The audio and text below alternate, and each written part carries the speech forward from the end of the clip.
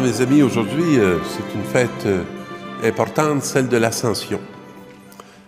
C'est sûr que dans les textes, on va retrouver des expressions assez claires.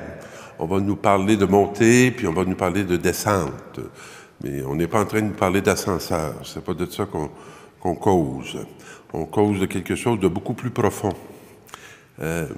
C'est une lettre qui est tirée des Actes des Apôtres et qui s'adresse à son cher Théophile. Alors, on peut comprendre que finalement, Théophile, là, c'est à peu près chacun de nous.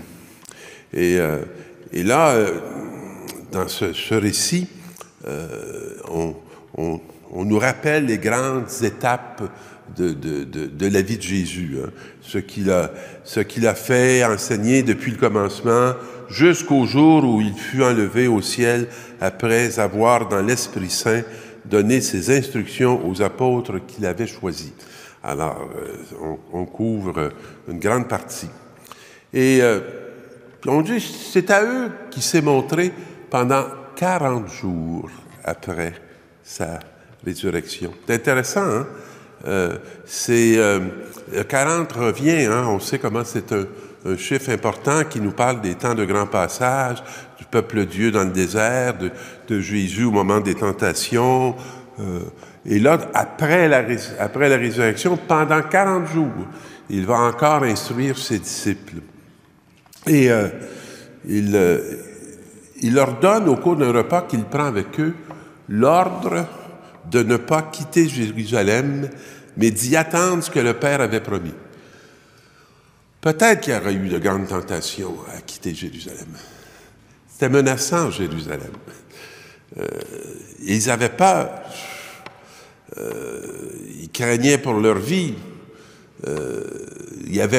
Tout n'était pas clair pour eux dans le mystère du salut. Mais pendant 40 jours, ils vont rester là. Et on sait que ce qui va se passer au bout de 40 jours, ça va être la venue de l'Esprit. Mais ça voulait dire quoi pour eux, la venue de l'Esprit?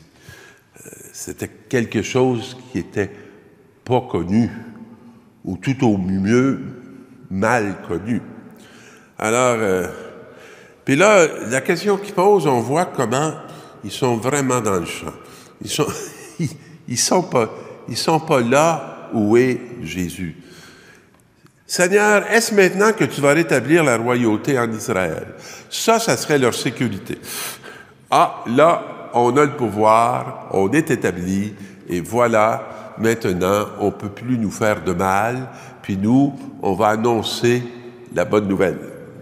Alors Jésus leur répondit, « Il ne vous appartient pas de connaître les délais et les dates que le Père a fixés dans sa liberté souveraine. » Alors, il les détourne, il les déplace de cette question. « Mais vous allez recevoir une force, celle qui vient d'en haut. » Fragiles, là, comme ils étaient, là, puis tout tremblants, là, ils devaient bien se demander comment une force pourrait surgir de cet état d'âme dans lequel ils se retrouvaient. Et ça parle exactement de notre réalité à nous-mêmes. Vous savez, on s'engage, on a de grands rêves, de grands idéaux, mais un coup qu'on est engagé, ça ne ressemble pas du tout à ce qu'on pensait que c'était pour donner, et on touche beaucoup nos fragilités dans nos engagements. Comment cet état de fait peut devenir un lieu où la force va venir. Elle ne peut pas venir du dehors. Elle ne peut venir que du dedans. Alors, Galiléens, pourquoi restez-vous là, regardez vers le ciel? Jésus qui a été enlevé du milieu de vous reviendra de la même manière que vous l'avez vu s'enlever. Il vient de leur dire qu'ils vont devenir responsables de la mission. Ils voient partir. Je comprends qu'ils restent les yeux levés vers le ciel parce qu'ils doivent espérer qu'ils redescendent de l'autre côté. Mais c'est l'Esprit Saint qui va descendre, puis l'Esprit Saint va descendre en eux, ce qui va faire que la force va se manifester. Alors, puis là, on la voit en action, cette force, à la deuxième lecture. « Moi qui suis à prison à cause du Seigneur, je vous encourage à suivre fidèlement l'appel que vous avez reçu de Dieu. » Et Paul, qui est en prison, ne demande pas qu'on s'occupe de lui. Il n'est absolument pas centré sur lui. Vous savez, si vous y pensez comme il faut, là, c'est très étonnant.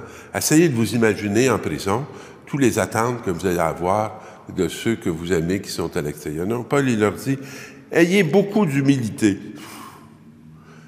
Il ne fait pas des thèses de philosophie. Il n'est pas dans le contexte. Non, c'est un apôtre qui parle à sa communauté qu'il a toujours à cœur. Même s'il ne peut pas se retrouver au milieu d'eux, il peut être en communion. Ayez beaucoup d'humilité, de douceur et de patience. Ça doit être ce qu'il expérimente lui-même là, dans les murs de sa prière. Supportez-vous les uns les autres avec amour. Alors, j'imagine qu'il a déjà vu que dans la communauté, des fois, on manquait de patience et que l'amour allait se reposer. Alors, supportez-vous avec beaucoup de patience. Comme votre vocation, vous à tous, appelés à une seule espérance, il n'y a qu'un seul corps et un seul esprit. On voit où demeure Paul. Il demeure dans ce cœur de Jésus, dans cette trinité qui l'anime du dedans, qui l'habite et qui lui permet d'habiter le monde d'une façon tout à fait étonnante par rapport aux situations dans lesquelles il se retrouve. Chacun d'entre nous a reçu le don de la grâce comme le Christ nous l'a partagé. Ça veut dire qu'il ne dit pas « je suis un privilégié ». Il reconnaît que ce don, chacun l'a reçu. Alors, il va les exhorter à être fidèles à leur appel. Et dans l'Évangile, il nous invite à aller par le monde entier proclamer la bonne nouvelle à toute la création. Bien, écoutez, c'est pas comme petite mission, là. C'est pas juste local. Là. Et celui qui croira sera baptisé et sera sauvé. Celui qui va refuser de croire sera condamné. Ça veut dire qu'il ne sera pas capable de vaincre la mort. Il ne sera pas capable de vaincre la destruction qui est là. C'est pas Dieu qui l'a. Dieu ne condamne jamais, jamais, jamais, jamais, jamais. Voici les signes qui vont accompagner, on les connaît, hein? Et il dit, après leur avoir parlé et leur dire quelle était la mission et ce à quoi ils étaient conviés par Dieu lui-même, on le voit s'élever puis partir. Et vous savez que dans la fête de l'Ascension, moi je dis, c'est la fête de l'autonomie. Alors, on aimerait bien ça, qu'il soit là, puis qu'il bouge et qu'il agisse et qu'il continue, et que nous, qu'on ne soit que d'heureux bénéficiaires du don de sa vie. C'est comme s'il nous dit, maintenant c'est à votre tour de donner la vôtre pour que les signes du royaume puissent apparaître. Et il leur dit, et moi, je suis avec vous jusqu'à la fin du monde. Pas dans la parole d'aujourd'hui, mais on la connaît, c'est ce qu'il leur dit. La présence n'est plus d'abord une présence physique, c'est une présence d'intimité et de reconnaissance mutuelle. Alors, mes amis, bonne route dans cette intimité.